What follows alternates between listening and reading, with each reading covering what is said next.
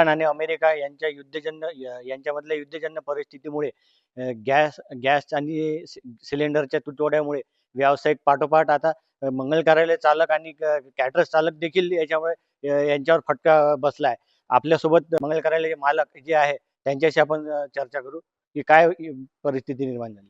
तर काय म्हणाल तुम्ही, काय परिस्थिती? सध्या परिस्थिती फार गंभीर झालेली आहे.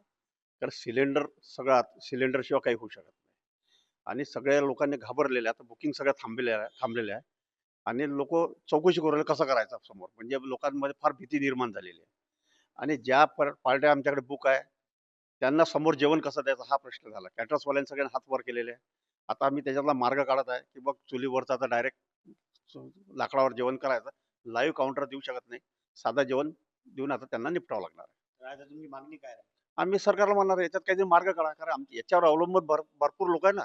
कॅटरर्समध्ये भरपूर लोक लागतात, त्यांना मग काही इलाज नाही ना, आम्हाला थांबावं लागणार, त्यांचा रोजगार जाईल ना याच्यात. तर आता मंगल कार्यालय चालकाची आणि कॅटरर्स मालकांची अशी परिस्थिती आली आहे की आता त्यांना आपली जे बुकिंग घेतलेली आहे ते पण कॅन्सल करायची वेळ आलेली आहे.